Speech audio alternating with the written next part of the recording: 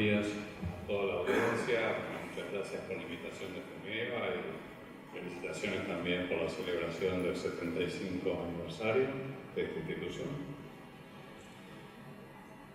Digamos, con la introducción de Javier, yo entiendo que, digamos, hablar de la CUS es un tema que despierta cierto grado de controversia. No controversia por lo conceptual, sino controversia porque, bueno, uno quiere saber exactamente de qué se trata esto y cómo se implementa, porque, digamos, en realidad el diagnóstico creo que lo tenemos más o menos todos y no creo que haya demasiadas diferencias tampoco en lo que cada uno de nosotros piensa sobre la situación de la salud en la Argentina. El tema es cómo avanzar, digamos, hacia los objetivos de eficiencia, equidad, de calidad, sustentabilidad, en el cual todos estamos remando.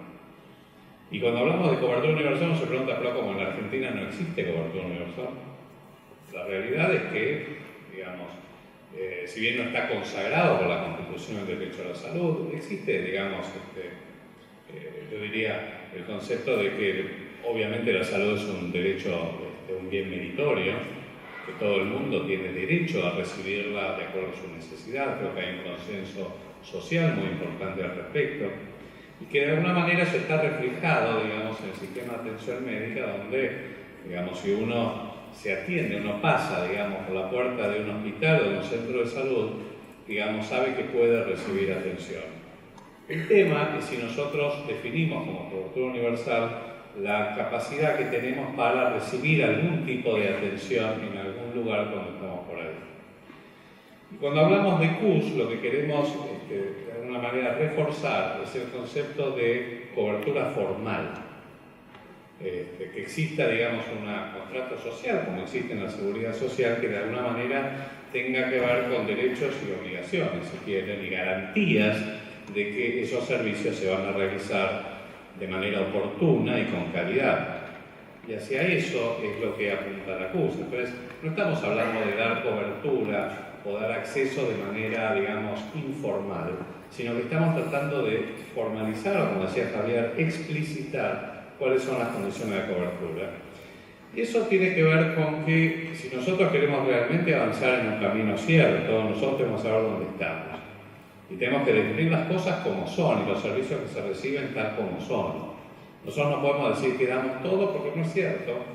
No se da todo en cualquier circunstancia. Entonces tenemos que comenzar a explicitar la lógica de la seguridad social y sobre todo el avance que ha tenido en los últimos 20 años con el PMO, ha sido un paso que nos ha llevado a la explicitación, a algo más objetivo, más transparente, más explícito, en la garantía de prestaciones que cualquier beneficiario de las obras sociales nacionales puede recibir. Entonces uno puede estar de acuerdo o en desacuerdo, uno puede criticar, cuestionar sobre todo cuáles son los criterios que se utilizan, por ejemplo, para seleccionar las tecnologías que se incluyen en el PMO, pero de todos modos existe, si quieren, un listado positivo, explícito, que de alguna manera es una suerte de bitácora que permite saber hacia dónde uno tiene que ir. Esto no existe, digamos, en el sector público. Y el sector público representa un 30, de acuerdo a las diferentes estimaciones, pero entre un 30 y un 35% de la cobertura en la Argentina. Entonces, cuando hablamos de CUS, básicamente lo que es, de nuevo, es uno de los 17 objetivos de desarrollo sustentable. Está enmarcado en el ODS 3, que es, digamos, uno de los objetivos de desarrollo sustentable. Básicamente la definición es asegurar que todas las personas reciban los servicios de salud que necesitan con adecuado acceso y calidad y sin tener que sufrir penurias financieras para pagarlos. Esto es un objetivo de desarrollo sustentable que se ha fijado para el 2030 porque se considera la salud como un derecho meritorio, un derecho humano. La pregunta es si la CUS es igual para todos los países. Evidentemente no. Una cosa son países que no tienen absolutamente nada. Pensemos, no sé, un país del África subsahariana, y otra cosa es un país de medianos y altos ingresos como la Argentina, que tiene, digamos, cobertura formal para el 70% de la población, pero que tiene cobertura, si quieren, más heterogénea en el sector público, y que de lo que se trata es de armonizar tanto la población que va a estar a cargo, como decía Javier, la nominalización, que no es algo trivial, es algo muy importante, y la canasta de prestaciones explícitas que va a recibir. Entonces, eso obviamente no es lo mismo en la Argentina que en otros países con menor grado de desarrollo. Y los tres componentes son digamos, primero es el espectro de servicio de salud de calidad, que de acuerdo a la necesidad y en cada contexto específico tiene que recibirse o debiera recibirse. La protección financiera para evitar los pagos directos de servicios cuando estos son utilizados en la Argentina. De nuevo, las diferentes estimaciones, seguramente Rubén me corregirá, pero van entre 30 y 35% de gasto privado, los cuales 80% de gasto de bolsillo. Claramente, cuando el gasto de bolsillo supera el 15-20%, uno ya puede comenzar a hablar de inequidad clara, porque es el gasto más regresivo, y de probabilidad más alta de gastos catastróficos. O sea, la Argentina está por encima de ese techo de protección financiera y básicamente mucho más acentuado en el sector público que en la seguridad social. Y la tercera es la cobertura a toda la población. Digamos, de realmente definir un padrón nominalizado en la Argentina donde, de acuerdo a la fuente de financiamiento, uno tenga toda la información.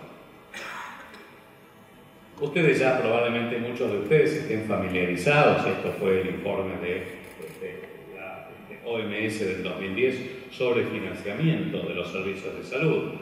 Y cuando uno habla de financiamiento está hablando de cómo se junta la plata, cómo se recolecta el dinero, cómo se generan estos fondos mancomunados o los pools de riesgo, que cuanto mayor es la distribución, obviamente mejor, y digamos, ¿qué se puede comprar con esos fondos? Y eso define como tres ejes que son, en el eje ustedes ven de las X, la población, quién está cubierto, los servicios, qué servicios están cubiertos, y la protección financiera, es decir, digamos, cuál es el riesgo financiero cuando uno usa los servicios, si tiene riesgo de empobrecimiento o de gastos catastróficos. Y es como que hay un volumen ideal, que sería todo este sería el volumen ideal, pero hoy los fondos los tenemos, digamos, para costear algunas de estas cosas. Entonces acá es donde surge la toma de decisiones. ¿Hacia dónde vamos a avanzar? Hacia aumentar la cobertura nominalizada a toda la población, en este eje de las X. Vamos a ampliar la cobertura de servicios para aquellos que hoy están cubiertos, el espectro de servicios que están cubiertos. Vamos a generar mayor protección financiera. No se puede avanzar en general en los tres ejes al mismo tiempo, porque los sistemas tienen financiamiento limitado. Entonces, hay que tomar decisiones sanitarias, pero que también tienen que ver con decisiones económicas y políticas para saber dónde avanzar. En definitiva, la cosa es, digamos, si uno avanza en el eje de expandir los servicios, ¿qué servicios tengo que expandir primero? ¿Cuáles? ¿Cuál va a ser el criterio para incorporar a la canasta de prestaciones nuevos servicios? Si tengo que incluir más gente, ¿quiénes van a ser los primeros que voy a incluir? Claramente en la Argentina, en este sentido, estamos parados en otro sitio porque, afortunadamente, la mayoría de la población argentina tiene cobertura formal. Entonces es más claro hacia dónde tenemos que avanzar nosotros.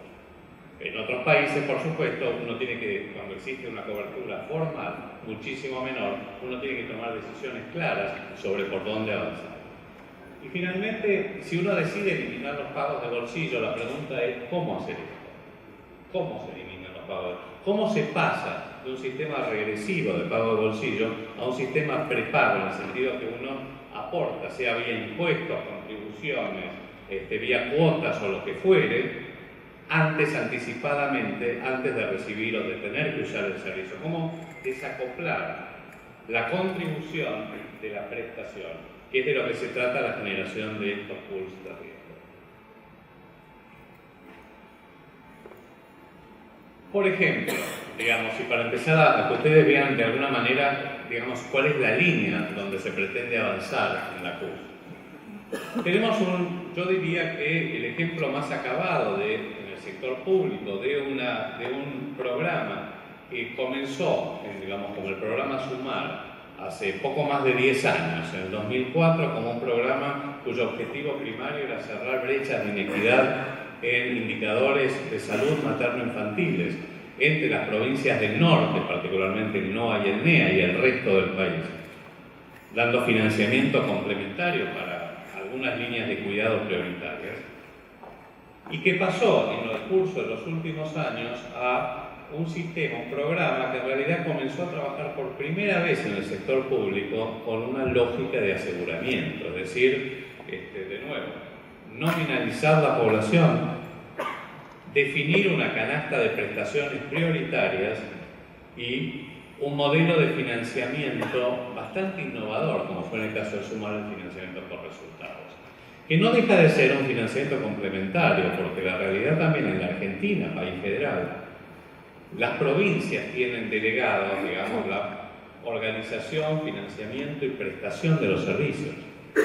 Entonces, lo que puede hacer el Ministerio de Salud de la Nación, y aquí tiene un rol de gobernanza o de rectoría clara, es tratar de planificar, tratar de articular políticas nacionales a través de distintos modelos y esquemas, entre los cuales están el financiamiento por resultados, dar incentivos para promover la implementación de líneas de cuidado priorizadas, que fue el objetivo del programa SUMAR, entre en un acuerdo que incluyó a la Nación y a las provincias. Entonces, esto tuvo que ver con una ampliación progresiva de la cobertura poblacional que se fue dando con diferentes etapas del programa SUMAR, hasta de la primera, que comenzó como un seguro, con una lógica de seguro bastante más blanda de salud materno-infantil en el norte, hasta el 2015, cuando se incluyeron los hombres hasta 64 años y por lo tanto, quedó cubierta en teoría, para avanzar en la nominalización de toda la población que no tenía cobertura formal, o sea, lo que se conoce como sector público. Y esta cobertura poblacional también fue acompañándose de una cobertura prestacional, que repito, es un financiamiento complementario que no pretende pagar todas las prestaciones, sino priorizar, complementar algunas líneas de cuidado que se priorizaron en base a las políticas sustantivas para poder reducir inicialmente las brechas de inequidad que existían entre los diferentes estados subnacionales y luego ampliando, otras líneas de cuidado prioritarias. Y esto ustedes pueden ver de qué manera fue aumentando la cobertura poblacional de los primeros 700.000 beneficiarios del programa SUMAR en las provincias del norte a poco más de 15 millones de beneficiarios actualmente, que representan más o menos un 30% de la población argentina. Y la cobertura prestacional, que comenzó con prestaciones en líneas de cuidado muy limitadas y claramente muy incompletas, en el 2004, que fue avanzando hasta incluir en los últimos años la cobertura de algunas condiciones, que potencialmente podían generar gastos catastróficos, como por ejemplo, o que eran, o que representaban una parte muy significativa de la mortalidad infantil, como eran las cardiopatías congénitas, cuyas listas de espera eran de más de un año, y problemas que no solamente tenían que ver con el tratamiento, sino con el diagnóstico y la detección, como otras condiciones perinatales de mayor complejidad.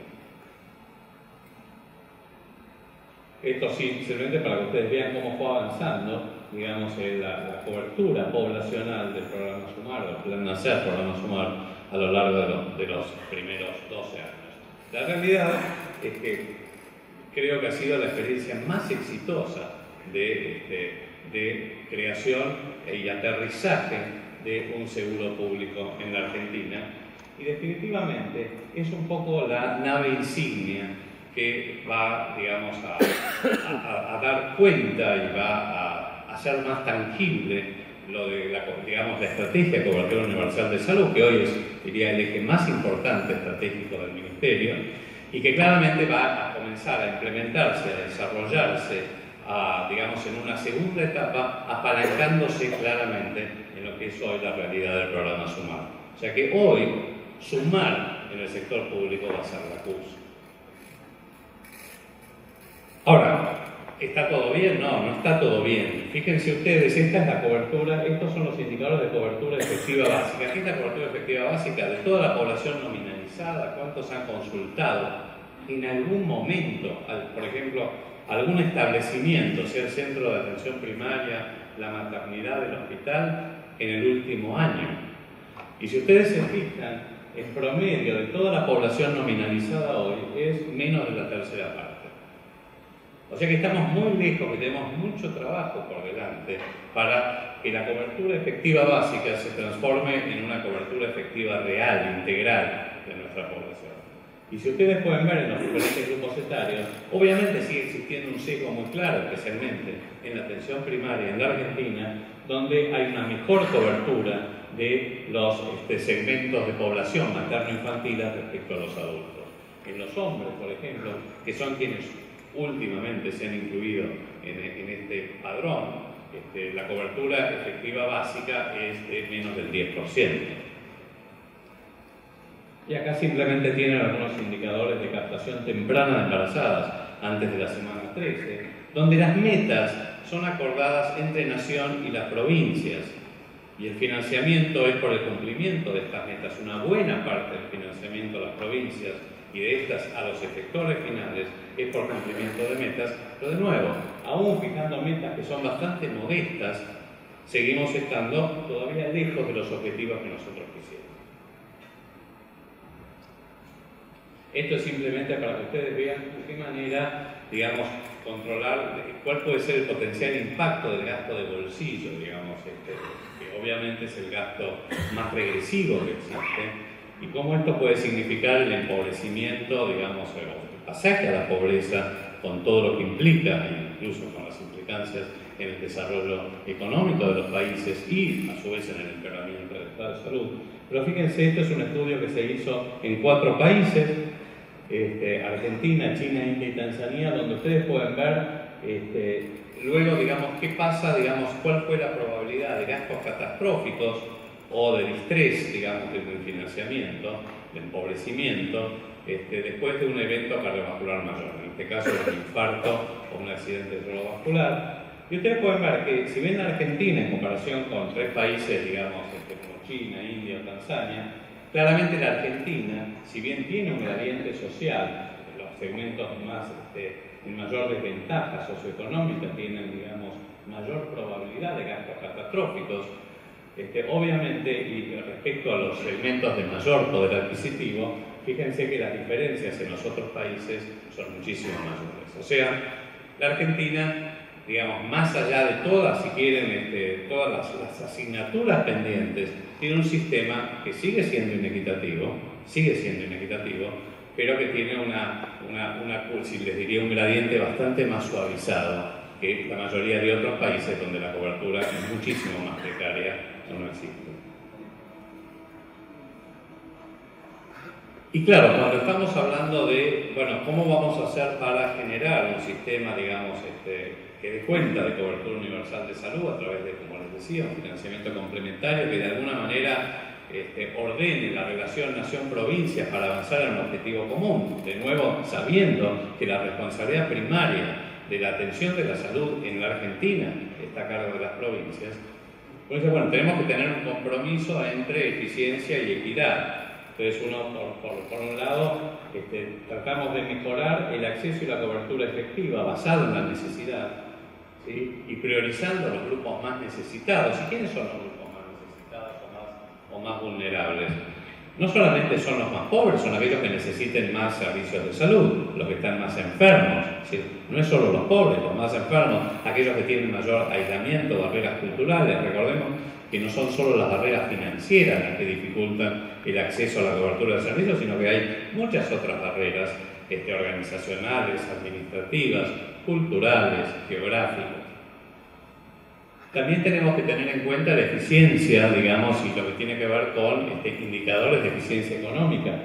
Costo-efectividad es dar mayor valor a las inversiones, es decir, si yo voy a obtener un beneficio agregado, ¿cuál va a ser ese beneficio marginal en función del costo marginal que implica el financiamiento de esas intervenciones, por ejemplo? Ahora, y claramente existen, digamos, criterios bastante objetivos y transparentes para poder financiar, para poder ordenar, si ustedes quieren, el financiamiento de las prestaciones en base a indicadores tales como costo-efectividad, pero uno no solo puede considerar la costo-efectividad para tomar decisiones sobre cobertura, por ejemplo, porque si bien es un criterio muy importante, de ningún modo debe ser el único. ¿Cómo incluir, por ejemplo, criterios como equidad? ¿Qué pasa cuando el beneficio individual es enorme? Y no necesariamente eso se traduce en un beneficio, digamos, social agregado más importante, sea porque la condición tiene una carga de enfermedad muy pequeña, porque, digamos, la incidencia o la prevalencia es muy baja, porque se trata de una condición desatendida. Es decir, existen muchos otros criterios que deben primar a la hora de tomar decisiones de cobertura, pero sin lugar a dudas, costo-efectividad, digamos, este criterio que se llama utilitarista, tiene que tener, digamos, una importancia, una preeminencia, porque permite objetivar, hacer más transparente, explícito y objetivo la toma de decisiones. Pero de nuevo, sin descuidar que todo esto tiene que basarse en sistemas que tengan contribución equitativa, basadas obviamente para la generación de estos pools de riesgo en la capacidad de pago y no en la, digamos, no en la necesidad de uso de servicios. Entonces, una estrategia secuencial en este camino podría ser, digamos, si uno tuviera una suerte de hoja de ruta, decir, bueno, vamos a primero tratar de categorizar los servicios en niveles de prioridad. ¿Cómo vamos a decir que estos son servicios o prestaciones o intervenciones de alta prioridad, intermedia y baja? ¿Qué criterios tenemos que tener en cuenta? ¿Carga de enfermedad? Que existan o no tratamientos efectivos de esas condiciones, costo-efectividad, efectividad clínica, costo-efectividad, equidad, protección de riesgos financieros cuando, digamos, los costos individuales pueden ser catastróficos, enfermedades desatendidas, por ejemplo. Uno debiera comenzar la expansión de esta cobertura explícita de los servicios de alta prioridad para toda la población. Esos son los que uno debe priorizar. Cuando hay un consenso social, cuando todos los actores han sido reunidos en la mesa, actores políticos, actores sociales, las jurisdicciones, los diferentes actores sociales que intervienen en este proceso de toma de decisiones, las sociedades científicas o profesionales, las ONG, las asociaciones de consumidores, los políticos de las provincias, donde podemos generar un consenso de lo que significa alta, digamos, prioridad o baja prioridad. Y a veces eso no necesariamente es igual en la provincia de Buenos Aires que en Formosa. Tenemos que ver de qué manera los grupos más vulnerables están verdaderamente protegidos digamos, para el uso de servicios que tienen que ver con estas condiciones o intervenciones de alta prioridad. ¿Cómo hacemos para ir eliminando los gastos de bolsillo e incrementar un financiamiento que desacople la contribución, el pago de la efectivización de la prestación? Y finalmente, claramente tener en cuenta que no podemos permitir que se sigan rezagando los grupos, digamos, más vulnerables.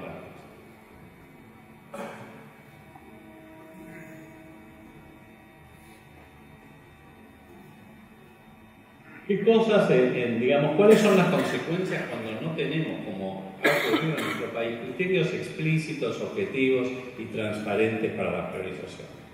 Porque desde la constitución del PMO en la Argentina, hasta la definición de lo que, en el caso del Estado, digamos, del sector público, donde hay un financiamiento a la oferta de servicios, los estados, tanto el Estado Nacional como los estados provinciales o municipales, financian a los hospitales, financian a los profesionales, o sea, y los profesionales o los hospitales brindan los servicios que les parece que deben brindar, sin que necesariamente estén acoplados con las demandas o necesidades de la población que tienen. Ese es el problema del subsidio de la oferta. La lógica de la seguridad social tiene más que ver con el subsidio a la demanda. Ahora, la pregunta es, en la Argentina, ¿esos servicios que hoy ofrece el sector público son aquellos que han estado priorizados? ¿Ha habido algún mecanismo? Tampoco lo hubo con el PMO.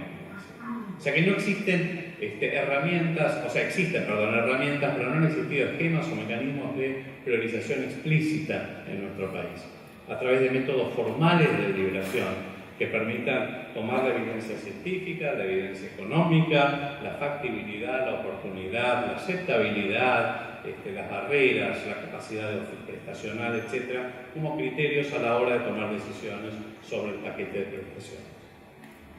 De nuevo, se amplían en general en la Argentina esto ha ocurrido. Fíjense que cada vez ampliamos más, eventualmente, la cobertura a los sectores más aventajados, todos aquellos que hoy tienen cobertura formal. Y descuidamos los sectores que no tienen cobertura formal. Entonces tenemos ahí cada vez un ensanchamiento de esa brecha que mencionaba Javier. O sea, tenemos cada vez más, y está cada vez más, yo les diría, tangible, que existen dos sistemas de salud, uno para los que tienen cobertura formal y otro para los que no tienen cobertura formal. Y finalmente la CUS, de alguna manera, sigue estando, digamos, focalizada solo en los pobres y para el sector público.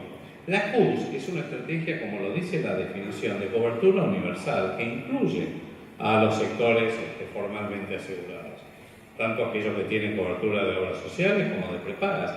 Lo que se pretende es tratar de armonizar esa cobertura entre todos los sectores de manera explícita, pero no es que solamente estamos dando cobertura para los pobres. Por supuesto que el Estado Nacional o el Ministerio de Salud, dado que existe una mucho mayor vulnerabilidad en este momento donde tenemos que avanzar es en ese sector, esto no significa que en el segundo, digamos, en el camino, en esta hoja de ruta, no se termine con intentar empalmarlo con, digamos, con la seguridad social o las prepagas. Entonces, ¿cuál es la estrategia para avanzar sobre las CUS en Argentina? Primero es fortalecer la implementación de los seguros públicos provinciales, que este fortalecimiento va a estar claramente apalancado sobre el programa SUMAR. De nuevo, SUMAR es la CUS, es el eje de la CUS de acá al futuro. Se llamará diferente, se llamará CUS SUMAR, pero digamos, ese va a ser el eje, digamos, de desarrollo de la estrategia de cobertura universal, porque básicamente va a tener, digamos, es seguir con el esquema de aseguramiento que tiene que ver con la garantía de recibir las prestaciones necesarias en las líneas prioritarias, digamos, que se consensúan. Y obviamente con un financiamiento. O sea, es ampliar ahora, basándose en lo que hoy tiene SUMAR, obviamente tiene que ampliarse las líneas de cuidado. Hoy las líneas de cuidado del SUMAR son limitadas y son incompletas. Bueno, esto tiene que, seguramente de manera gradual, tiene que irse incrementando, de nuevo, buscando un consenso y viendo cómo se financia este financiamiento complementario. Luego es cómo priorizar, recién lo decíamos, cuáles van a ser los criterios con los cuales se van a priorizar y cuán formales van a ser esos criterios. Digamos, hay muchos países que utilizan criterios formales, formulaicos, para priorizar. Y yo creo que de alguna manera algo tenemos que ir aprendiendo de todo eso. Esto no significa que nos tengamos que atener a fórmulas específicas necesariamente en todos los casos, pero sí es bueno porque permiten transparentar la toma de decisiones. Como les decía, un financiamiento complementario y por resultados, dando incentivos para poder implementar esas líneas de cuidado priorizadas. Desarrollar sistemas de información. Hoy tenemos un serio déficit. Si bien nosotros tenemos mucho dato, los datos abundan por todos lados. Hoy, digamos, conseguir datos es algo relativamente sencillo, no necesariamente datos de calidad, pero datos primarios abundan. El tema es cómo convertir esos datos, cómo procesarlos para generar sistemas de información que nos alimenten la inteligencia para tomar decisiones. Y ahí, en estos últimos dos pasos, es donde estamos con problemas. Porque no hay problema en que cada jurisdicción, cada hospital, cada centro desarrolle un sistema de información. En la medida en que el Estado Nacional, de acuerdo con las jurisdicciones provinciales y con los otros sectores, con las obras sociales, con el sector privado, puedan definir estándares. ¿Cuáles son los estándares para, por ejemplo, terminológicos? ¿Cómo vamos a definir hipertensión arterial? Hipertensión arterial, HTA, hipertensión. Esto me parece trivial, lo que estoy diciendo. Es cómo vamos a definir los procedimientos. Todas estas cosas que de nuevo parecen triviales son fundamentales a la hora de tomar decisiones, porque es la única manera que nosotros podamos monitorear la gestión clínica, la gestión administrativa, la vigilancia epidemiológica, el monitoreo de indicadores de cobertura universal. Y estos sistemas tienen que ser interoperables. ¿Qué significa esto? En la medida que nosotros podamos definir un estándar, ¿sí?, y que podamos definir la terminología, lo que se llaman los diccionarios, nosotros podemos decir, bueno, cualquiera puede desarrollar una historia clínica electrónica o un sistema de información, en la medida en que responda a determinados estándares. Pues cada provincia, cada hospital puede desarrollar un sistema. Lo que tiene que tener es, digamos, tiene que estar alineado y ser compatible con esos estándares para que todos los sistemas puedan dialogar y comunicarse entre sí. Esto es lo que se llama interoperabilidad. Y esto, que parece una definición muy técnica, es la base y es el esqueleto de cualquier estrategia efectiva de nominalización, de comenzar a avanzar de la nominalización cruda a la historia clínica electrónica, que nos dé información absolutamente toda de todos los atributos y de toda la trayectoria de los usuarios, de los pacientes, a lo largo del sistema de salud. Y finalmente, cómo llegar, tal vez en una segunda etapa, a articular, digamos, los seguros públicos con los seguros sociales. ¿Cómo hacerlo? Porque el punto no es que haya un PMO para la seguridad social o un PMO para el sector público. El punto es cómo llegar en algún momento a empalmarlo. Sabemos de todas las limitaciones, las luces y sombras del PMO. Es fija un piso profesional. Pero de todas maneras, de nuevo, digamos, cuando nosotros, que a veces nos gusta mentirnos permanentemente a nosotros mismos, ¿no? Es la única manera de tener algo al menos transparente y objetivo que nos sirva de anclaje para saber hacia dónde tenemos que avanzar.